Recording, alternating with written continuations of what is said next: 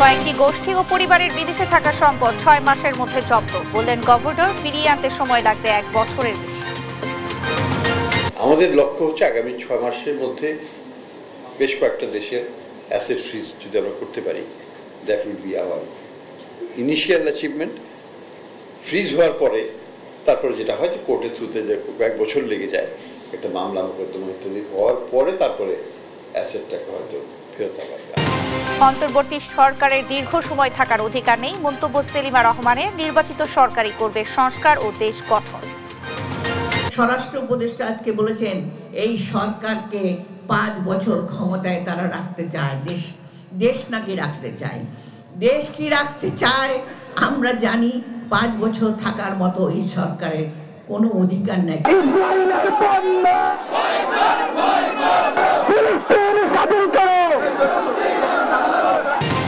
স্বাধীন ফিলিস্তিন রাষ্ট্র প্রতিষ্ঠা ও গণহত্যার বিচার দাবিতে উত্তাল বায়তুল মোকাররম। দেশের বিভিন্ন স্থানে প্রতিবাদ মিছিল, সমাবেশ এবং মঙ্গল শোভাযাত্রার নাম বদলে আনন্দ শোভাযাত্রা। জাতীয় প্রতীকের সঙ্গে থাকছে জুলাই আন্দোলনের ছাপ।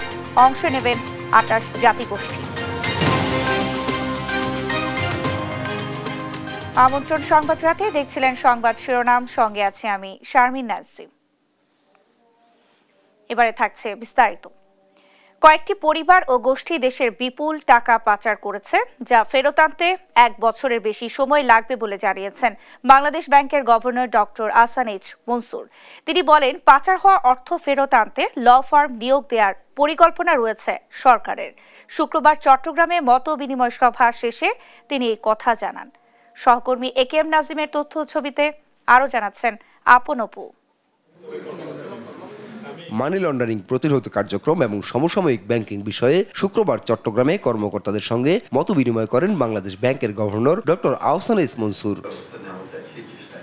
পাচার হওয়া অর্থ ফেরত আনা বাংলাদেশের জন্য একেবারেই নতুন অভিজ্ঞতা জানিয়ে গভর্নর বলেন, বিভিন্ন দেশের সরকারি প্রতিষ্ঠানের সঙ্গে আলোচনা চলছে এবং মিউচুয়াল লিগ্যাল অ্যাসিস্ট্যান্সের বিষয়ে চিঠি পাঠানো হচ্ছে। পাশাপাশি বিভিন্ন ল ফার্ম নিয়োগ দেওয়ার পরিকল্পনা রয়েছে সরকারের। আমরা মিউচুয়াল যেটাকে এমএলএ লিগ্যাল অ্যাসিস্ট্যান্সের ব্যাপারে আমরা চিঠি পাঠাচ্ছি।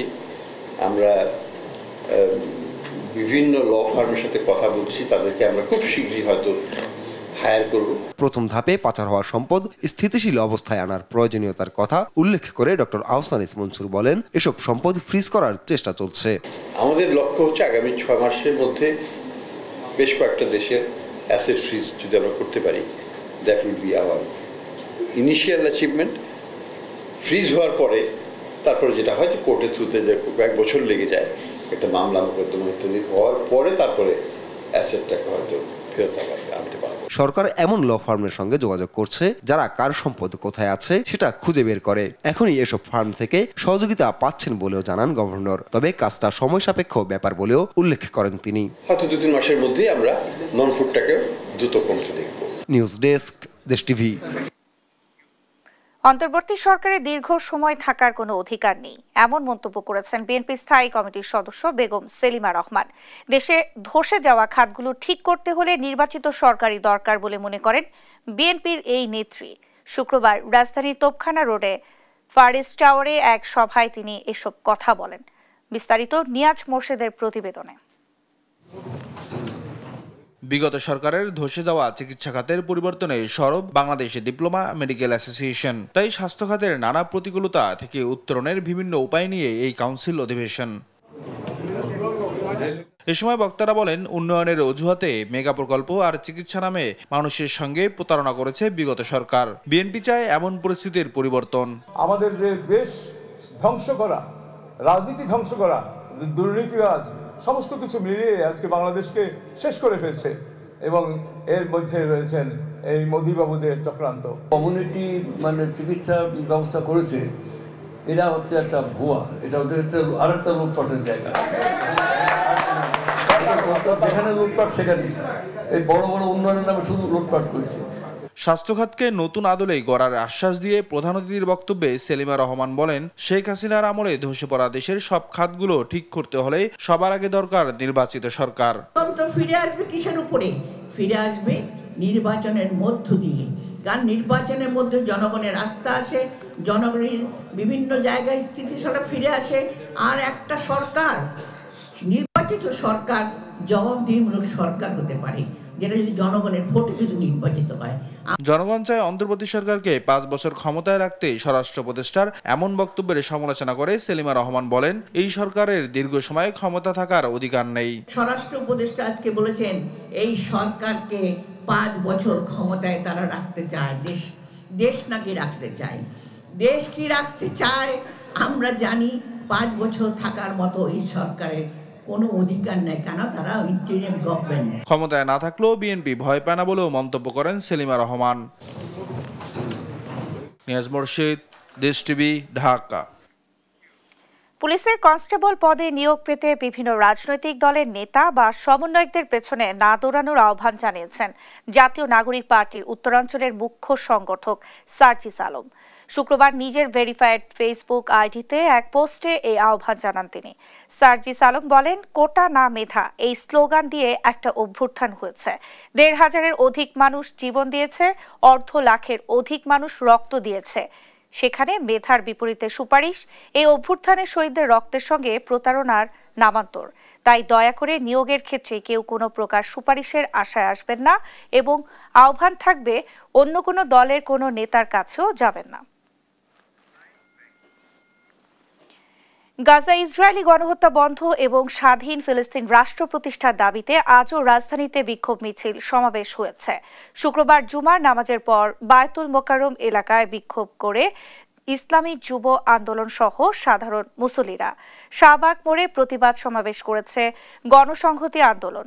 এসব কর্মসূচিতে ইসরায়েলের উপর চাপ বাড়াতে বাংলাদেশ সরকার সহ বিশ্ব মহলকে এগিয়ে আসার আহ্বান জানান নেতারা। ফাহিম ইউসুফের রিপোর্ট। ফিলিস্তিনে ইসরায়েলি বর্বরতার প্রতিবাদ ও স্বাধীন ফিলিস্তিন রাষ্ট্র প্রতিষ্ঠার দাবিতে রাজধানীর বাইতুল মুকাররম এলাকায় বিক্ষোভ সমাবেশ ও মিছিল করে মুসল্লিরা। শুক্রবার জুমার নামাজের পর বিভিন্ন ইসলামী দল ও সংগঠনের ব্যানারে এই কর্মসূচি পালন করা হয়। বাইতুল মুকাররমের উত্তর গেটে ইসলামী যুব আন্দোলন বাংলাদেশের নেতারা গাজায় গণহত্যার বিরুদ্ধে অবস্থান নিতে দেশবাসীকে ইসরায়েলি সব পণ্য বয়কটের আহ্বান জানান। আমরা আমাদের সেই ফিলিস্তিনের ভাইদের প্রতি সংহতি জানিয়েতে রাজপথে নেমেছি, আহ্বান করছি অতি দ্রুত যুদ্ধ বন্ধ করুন, ফিলিস্তিনকে স্বাধীন হিসেবে রাষ্ট্র ঘোষণা করুন। অর্থনৈতিকভাবে পঙ্গু করে দেওয়ার জন্য ইসরায়েল এবং মার্কিন যে পণ্য আছে আমরা এই পণ্য বয়কট করব। পরে পুরানা পল্টন এলাকায় ইসলামী যুব আন্দোলন বাংলাদেশ, বাংলাদেশ তিসরি ইনসাফ দল এবং জাতীয় ইমাম সমাজ বাংলাদেশের পক্ষ থেকেও আলাদা বিক্ষোভ ও প্রতিবাদ কর্মসূচি পালন করা হয়। বিকেলে শাহবাগ জাতীয় জাদুঘরের সামনে ইসরায়েলি গণহত্যা বন্ধে বিক্ষোভ সমাবেশের আয়োজন করে গণসংহতি আন্দোলন। এ সময় দলটির নেতারা বলেন, ফিলিস্তিন ইস্যুতে জাতিসংঘের নীতির পরিবর্তন প্রয়োজন।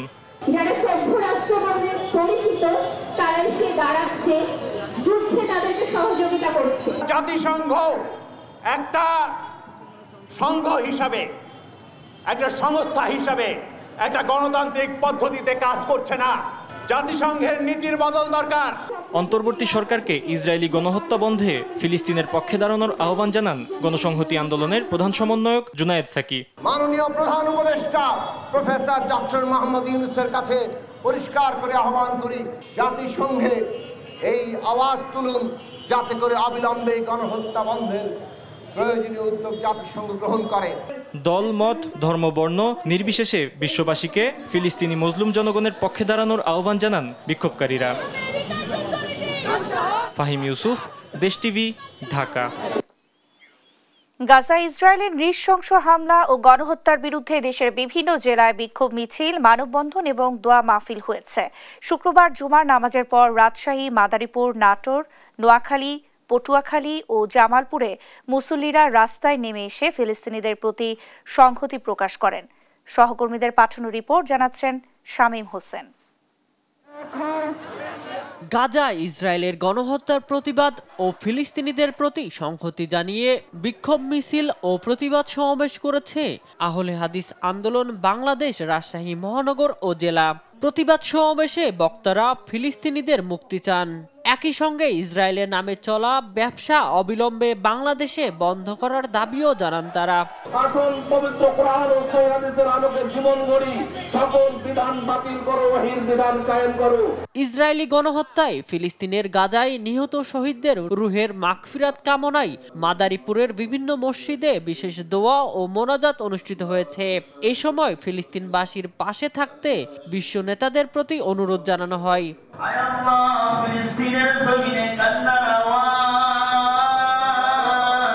রব্বুল আলামিন আপনি তাদের উপরে খাস রহমত বর্ষণ করেন আল্লাহ। বর্বর ইসরায়েলি গণহত্যা বন্ধ ও স্বাধীন ফিলিস্তিন প্রতিষ্ঠার দাবিতে নাটোর ও নোয়াখালীতে মানববন্ধন ও গণমিছিল অনুষ্ঠিত হয়। গাজায় ইসরায়েলি হামলা ও গণহত্যা বন্ধে পটুয়াখালীতে বিক্ষোভ সমাবেশ অনুষ্ঠিত হয়। শুক্রবার দুপুরে পৌর শহরের ঝাউতলায় কেন্দ্রীয় শহীদ মিনারের পাদদেশে এই সমাবেশ অনুষ্ঠিত হয়। এই সময় বক্তারা বলেন, ফিলিস্তিনের গাজায় বর্বরোচিত হামলা করে হাজার হাজার মুসলিম ভাই বোন, বৃদ্ধ ও শিশুদের হত্যা করছে ইসরায়েলি বাহিনী। অবিলম্বে এই গণহত্যা বন্ধ করার দাবি জানান তারা। তোমার কাছে ফরিয়াদ জানাই, তুমি রব্বুল মুস্তাদাফিন। এছাড়াও জামালপুর সহ দেশের বিভিন্ন স্থানে বিক্ষোভ ও প্রতিবাদ সমাবেশ অনুষ্ঠিত হয়। শামীম হোসেন, নিউজ ডেস্ক, দেশ টিভি। বাংলা নববর্ষ বরণে শোভাযাত্রার নাম বদলে এবার বর্ষবরণ আনন্দ শোভাযাত্রা নামে উদযাপন করা হবে, জানিয়েছেন ঢাকা বিশ্ববিদ্যালয়ের চারুকলা অনুষদের ডিন অধ্যাপক ডক্টর আজহারুল ইসলাম চঞ্চল। তবে বিশ্ববিদ্যালয়ের উপাচার্য বলেন, এটিকে নাম পরিবর্তন নয়, বরং পুরনো ঐতিহ্যে ফিরে যাওয়া হিসেবে দেখছেন তারা। এদিন বেলা 12টা পর্যন্ত বন্ধ থাকবে মেট্রো রেলের শাহবাগ ও ঢাবি স্টেশন। সেই সঙ্গে শোভাযাত্রার দুপাশে আইন শৃঙ্খলা সদস্য থাকার সিদ্ধান্ত নেওয়া হয়েছে। আরও জানাচ্ছেন এনআই নাহিদ। পহেলা বৈশাখের শোভাযাত্রা আর নয় মঙ্গল শোভাযাত্রা নামে, এবার নতুন নাম বর্ষবরণ আনন্দ শোভাযাত্রা নামে উদযাপন করা হবে। শুক্রবার সকালে ঢাকা বিশ্ববিদ্যালয়ের চারুকলা অনুষদের ওসমান জামাল মিলনায়তনে সংবাদ সম্মেলনে এ সিদ্ধান্ত জানান চারুকলা অনুষদের ডিন অধ্যাপক ডক্টর আজহারুল ইসলাম চঞ্চল। বাংলা নববর্ষ 1432-এর বর্ষবরণ আনন্দ শোভাযাত্রাকে সফল ও সার্থক করে তুলতে সকলে আবেগ, ভালোবাসা ও দায়িত্বের সাথে কাজ করে চলেছে। নাম পরিবর্তন নয়, 3 দশক আগের ঐতিহ্যবাহী নামে এ শোভাযাত্রা ফিরছে বলে জানান ঢাকা বিশ্ববিদ্যালয়ের উপাচার্য। একটি নিবর্তনমূলক স্বৈরাচারী ব্যবস্থার অবসান আমাদের এবারের প্রতিপাদ্য স্লোগানে, সেটা হচ্ছে মূলত ঐক্যের ডাক, সম্প্রীতির ডাক। নববর্ষের ঐকতান ফেস্টিভালের অবসান প্রতিপাদ্যে এবার হচ্ছে বাংলা বর্ষবরণ। শোভাযাত্রায় থাকবে স্বৈরাচারের মুখাকৃতি, কাঠের বাঘ, ইলিশ মাছ, শান্তির পায়রা, মুগ্ধের পানির বোতল, পালকি, তরমুজের ফালির 5টি বড় মোটিফ সহ ছোট ছোট আরও অনেক মোটিফ। এবারের আয়োজনে অংশ নিবে পাহাড়ি ও সমতলের 28টি নৃগোষ্ঠী। বাক ও সাংস্কৃতিক স্বাধীনতা এবং মননের মুক্তির বার্তা থাকবে এবারের বর্ষবরণে, জানান চারুকলা অনুষদের ডিন আজহারুল। সংবাদ মাধ্যম ব্যক্তিবৃন্দ, এদিকে নববর্ষের দিন সকাল 8টা থেকে বেলা 12টা পর্যন্ত মেট্রো রেলের শাহবাগ ও টিএসসি স্টেশনে যাত্রী ওঠানামা করবে না। সেই সঙ্গে বিকেল 5টার পর জনসাধারণ ঢাবি ক্যাম্পাসে প্রবেশ করতে পারবে না বলেও জানানো হয় প্রেস ব্রিফিংয়ে।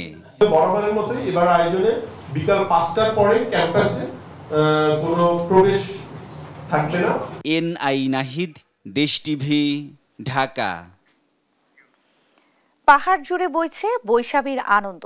চৈত্রের শেষ দিনে রাঙ্গামাটিতে অনুষ্ঠিত হয়েছে ঐতিহ্যবাহী পাজন রান্নার প্রতিযোগিতা, আর বান্দরবান ও খাগড়াছড়িতে বইছে সাংগ্রাই ও বিজু উৎসবের উচ্ছ্বাস।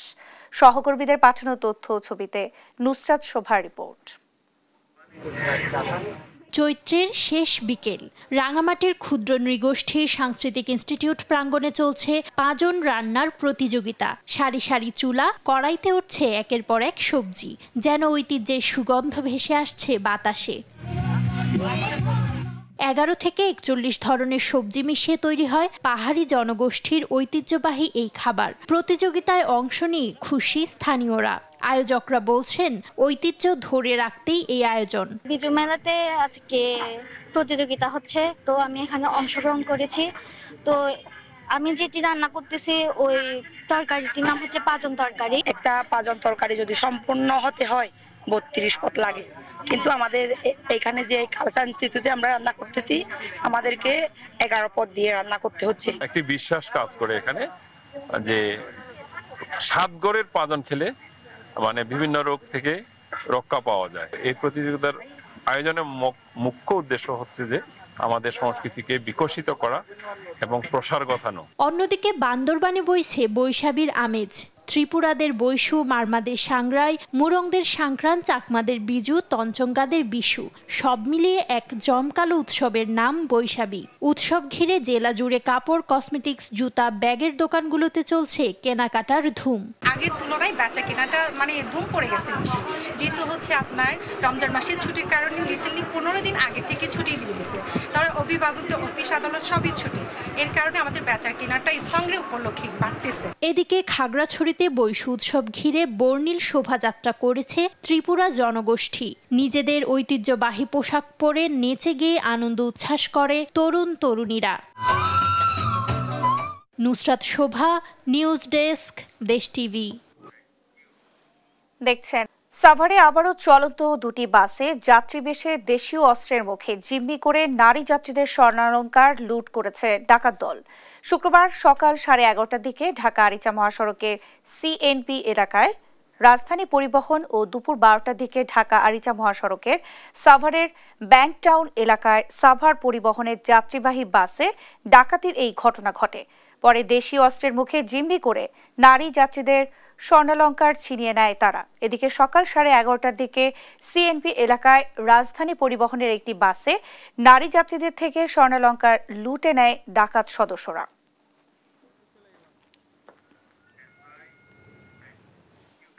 নারায়ণগঞ্জের সিদ্ধিরগঞ্জে 2 নারী ও 1 শিশুর বস্তাবন্দি খণ্ডিত মরদেহ উদ্ধার করেছে পুলিশ। নিহতরা হলেন পোশাক শ্রমিক লামিয়া আক্তার ও তার মানসিক ভারসাম্যহীন বোন স্বপ্না আক্তার, আর শিশুটি লামিয়ার 4 বছরের সন্তান আব্দুল্লাহ। ধারণা করা হচ্ছে পারিবারিক কলহের জেরে ঘটেছে হত্যাকাণ্ড। এই ঘটনায় লামিয়ার মাদকাসক্ত স্বামী ইয়াসিনকে গ্রেফতার করেছে পুলিশ। বিলাল হোসেনের রিপোর্ট, জানাচ্ছেন আপন অপু।